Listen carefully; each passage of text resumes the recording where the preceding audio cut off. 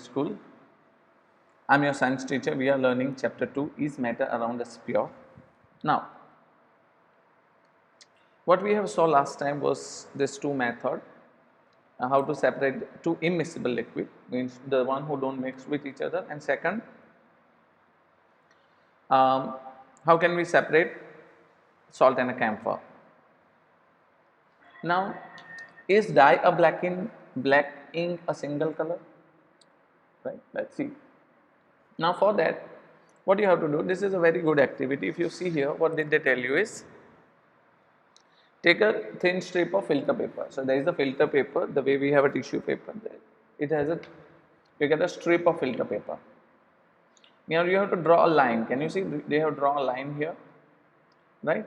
In the figure bottom, if you see, they have drawn a line, right? And then put a drop of ink on it. So basically it was like this, see.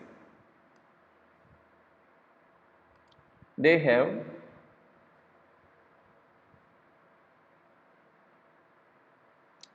take a filter paper, right? They have draw a line almost 3 centimeter and they put a drop of ink on it, right? Here, like this. So this is what they do. Now what we have to do, we have to take a beaker and you have to pour some water. Make sure you have to pour such a water that the strip will just dip into it, right? And that drop of this water will not, it will be at just little top of it, like this. So this is what it is going to happen. So what happens is, when you do it,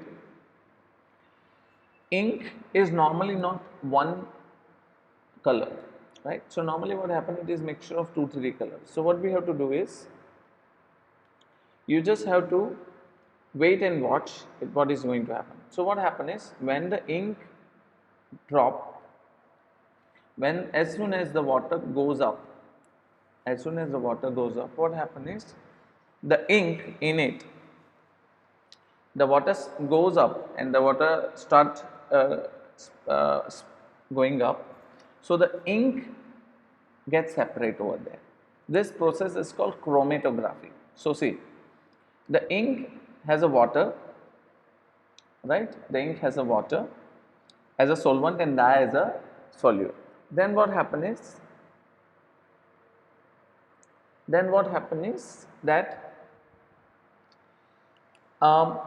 usually a dye is a mixture of 2 or more color. The color component that is more soluble in water rises faster. So one which is more soluble will rises faster. Okay, the one which is more soluble will rises faster.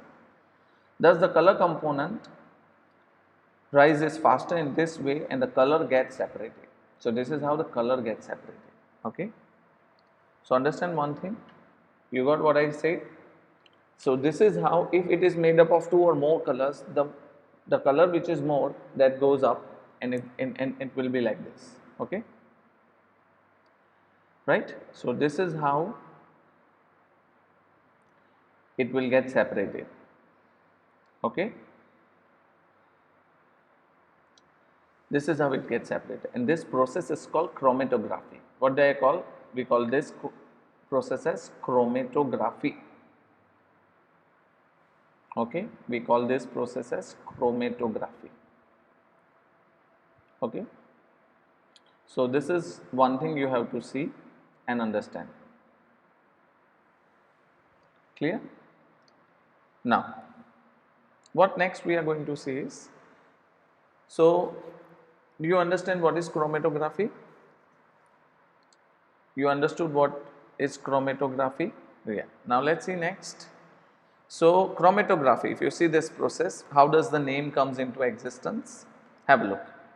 How does the name come into existence is,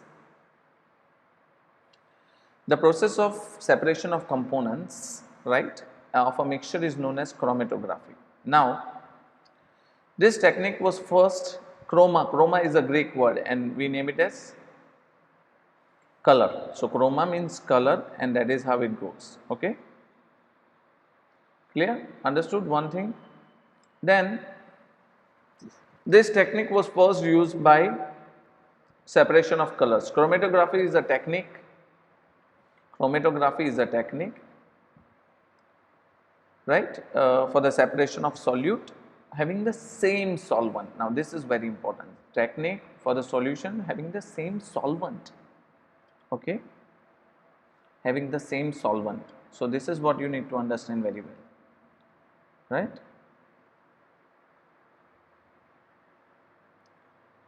Understood what I say? So this is what you have to understand very properly, that chromatography is a technique and it can be helpful like this. Okay, fine. Let's see next what they are trying to tell you.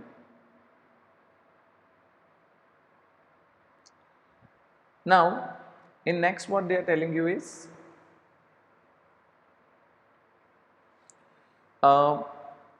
with this technology. Now this is a very old technology, so it is not that it just helpful to you here only.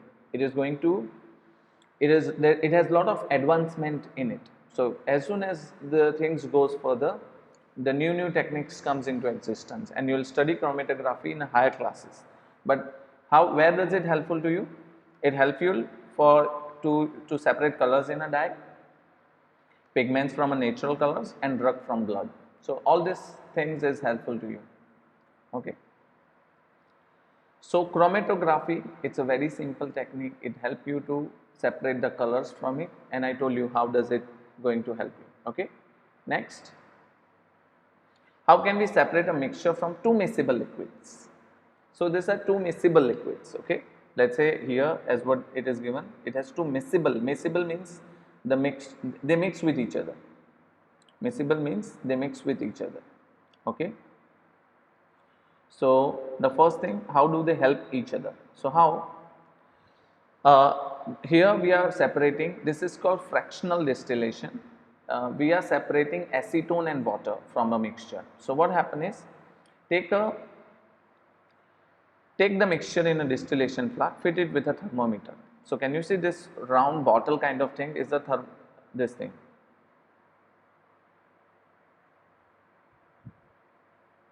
Right? So what we are doing is, what we are telling is, first of all what you have to do is, you have to take a distillation flask. In that you have to pour acetone and water mixture. We are separating acetone from water. So what we are doing is, arrange the apparatus as shown in figure. Heat the mixture slowly, keeping a close watch at the thermometer. Now you have to keep a thermometer. You cannot keep it so, you cannot heat it so hard, right? So first thing you have to do this. Second thing, what we are saying is, water is left. Now when you heat it, the boiling point of acetone is less, so it get converted into vapor. Once it get converted into vapor, what happen is,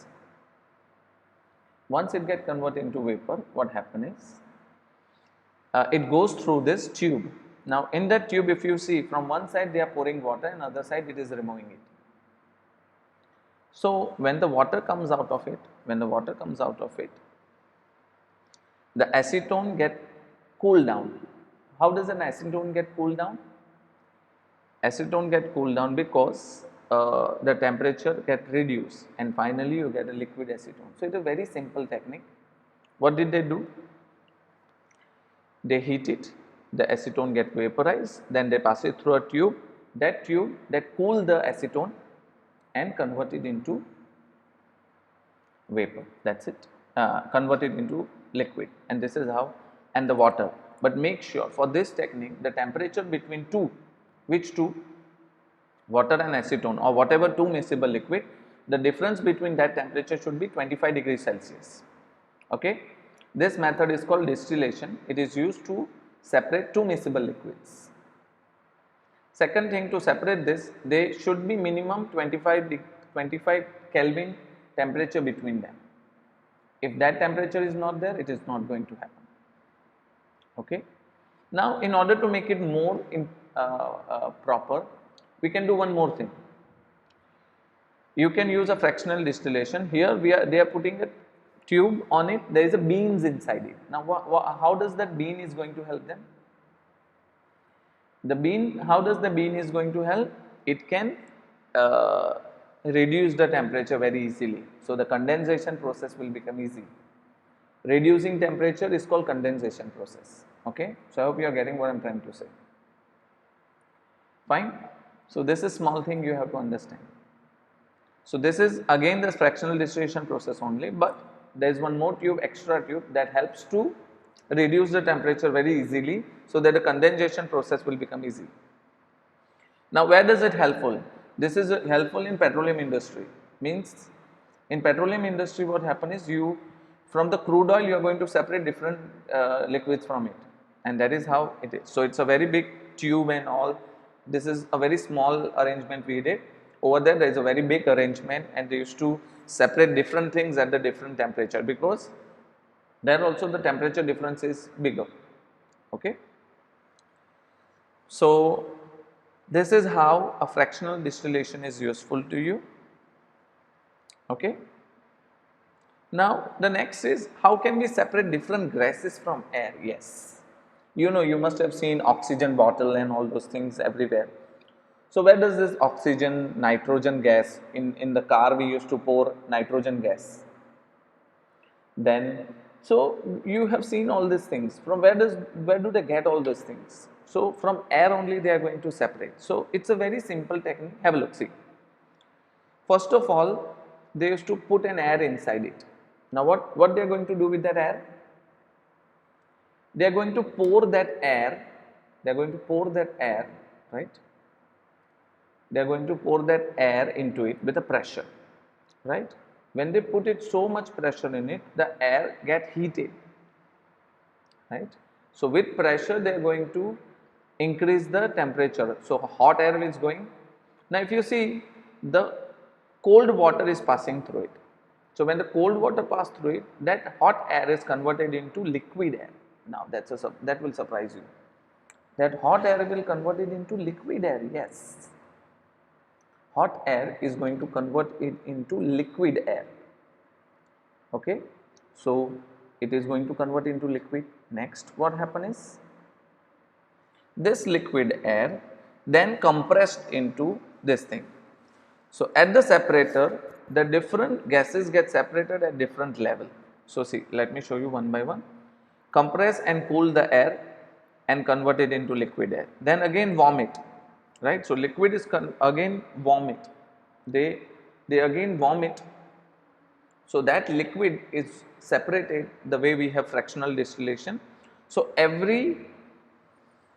first they convert the air, cool it down with a pressure and convert it into liquid. Then the liquid is heated again with pressure, So that liquid is converted into this thing, and this air gets separated for the different boiling point. Now you see, the boiling point of oxygen is minus 183, argon 186. So different gases get separated at different levels.